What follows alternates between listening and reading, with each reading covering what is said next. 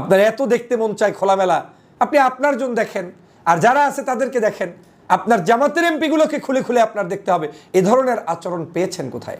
জাতীয় সংসদে কে আপনাকে চেহারা দেখাবে আর কে দেখাবে না, এটা তো আপনার জানার অধিকার নেই। কে অধিকার দিয়েছে আপনাকে যে ওই পর্দার ভিতরে কি আছে কি নাই এটা আমার জানতে হবে? আরে কি আছে কি নাই এটা তো আপনারা সংসদ সদস্য হওয়ার সময় দেখেন নাই? হুজুর হলেও তার স্বাধীনতা যেমন, একজন গায়ক নায়ক নায়িকা তারও স্বাধীনতা তেমন থাকা দরকার। ওর ভিতরে কে আছেন সেটা তো আমরা দেখতে পাচ্ছি না, আপনারা আমাদেরকে দেখছেন, আমরা তো জানি না এর ভিতরে কি আছে। মহান জাতীয় সংসদে জামাতের মহিলা এমপিদের পর্দাপোশিদাকে কটাক্ষ করে বক্তব্য রাখলেন বিএনপির মনিরুল হক চৌধুরী এমপি। জাতীয় সংসদ, এখানে প্রত্যেকটি জাতি, গোষ্ঠী, ধর্ম, গোত্রের ব্যক্তিরা স্বাধীনভাবে তার পোশাকের স্বাধীনতা পাবেন, তিনি সেখানে তার মতো করে বক্তব্য রাখার সুযোগ পাবেন।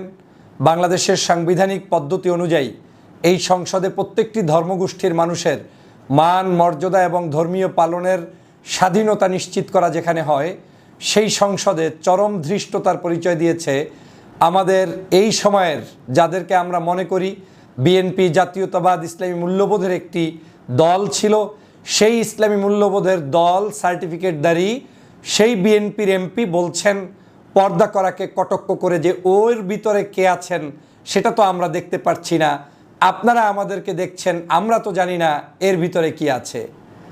যেখানে সংসদ সদস্য সে তার পোশাকের শালীনতা রক্ষা করে যে কোনো পোশাকই তিনি পরিধান করতে সর্বোচ্চ চেষ্টা করতে পারেন, যেটা রাষ্ট্রীয় সামাজিক কোনো জায়গায় মানুষ অপছন্দ করে এমন কোনো পোশাক না হলেই সেটাকে আমরা শালীন পোশাক বলে থাকি।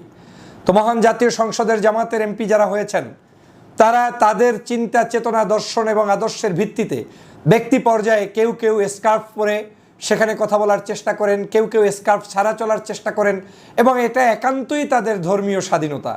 ধর্ম চর্চার ক্ষেত্রেও যার মনে হয় যে আমি আরেকটু বেশি করে চর্চা করব, সে তার মতো করে চর্চা করেন, যার মনে হয় আমি স্বাভাবিকভাবে থাকব, সে তার মতো করে থাকেন। বাংলাদেশ জামাত ইসলামীর নারী এমপিদের মধ্যেই বিভিন্ন এমপি বিভিন্নভাবেই সংসদে উপস্থাপিত হচ্ছেন। তো সেই জায়গায় তাকে আজকের কটাক্ষ করে যদি আমাদের বিএনপির মনিরুল হক চৌধুরীর মতো লোকেরা, যার নিজের সাদা দাড়ি, মাথায় সাদা টুপি, বয়সের ভারে নুজ্জ হয়ে যাচ্ছেন, এবং ব্যক্তিগতভাবে আমিও তাকে চিনি এবং জানি, আমার সাথেও বেশ কয়েকবার তার কথা, সাক্ষাৎ, ফোনেও এমনকি মেসেজ বিনিময় হয়েছে, সে ভদ্রলোকের মুখ থেকে যখন আমি আজকের শুনি এ ধরনের বক্তব্য, তখন নিশ্চয়ই আমাকে ভাবিয়ে তুলেছে যে এই বিএনপি কি তাহলে শহীদ রাষ্ট্রপতি জিয়াউর রহমানের বিএনপি? এই বিএনপি কি তাহলে দেশনেত্রী বেগম খালেদা জিয়ার বিএনপি? এই বিএনপি কি তাহলে তারুণ্যের অহংকার জনাব তারেক রহমানের বিএনপি? যাদেরকে দেখে আমরা বিভিন্ন সময় বলেছি বাংলাদেশের ধর্মীয় মূল্যবোধের স্বাধীনতা নিশ্চিত করতে হলে বিএনপির এই জিনিসগুলো আমাদের পছন্দ।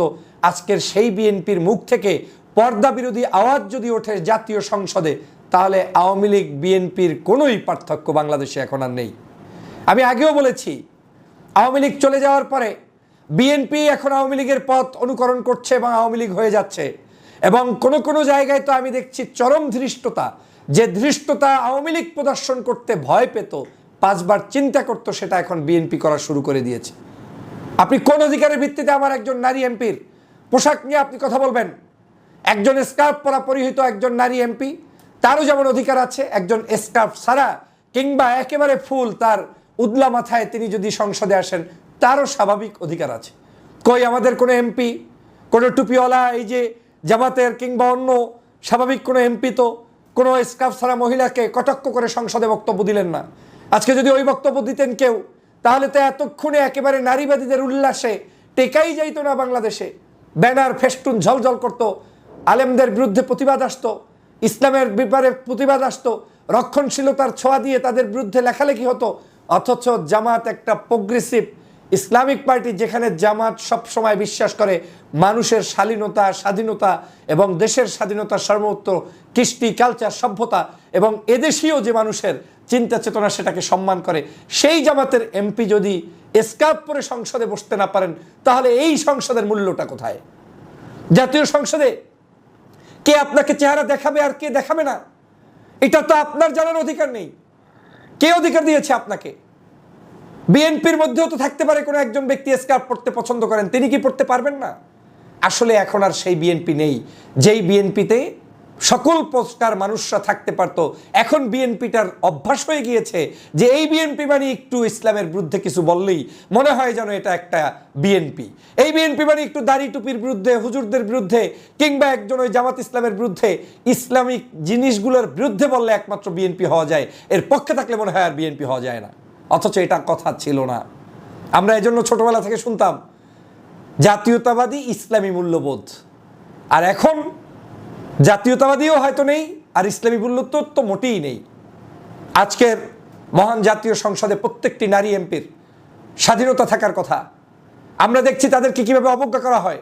সিট প্ল্যানেও জামাতের যত নারী সদস্য সবাইকে আপনারা পিছনে ঠেলে দিলেন কেন?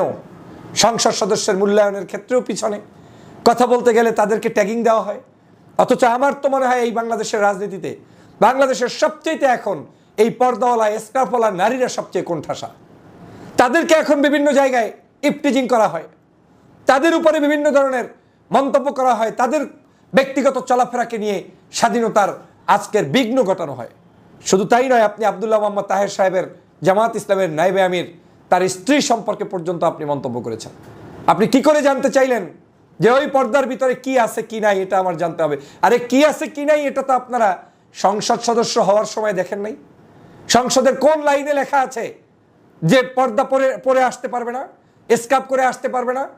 এই সংসদে বিড়িওয়ালারা ওখানে থাকে, সিগারেট খাওয়া লোকেরা থাকে, মদ গাঁজাওয়ালারা অনেক লোক, তারা হয়তো গোপনে তার বাসা বাড়িতে বসে আপনার বিভিন্ন ধরনের অবৈধ অপকর্মের সাথে সম্পৃক্ত এমন লোকও সংসদ সদস্য আছে।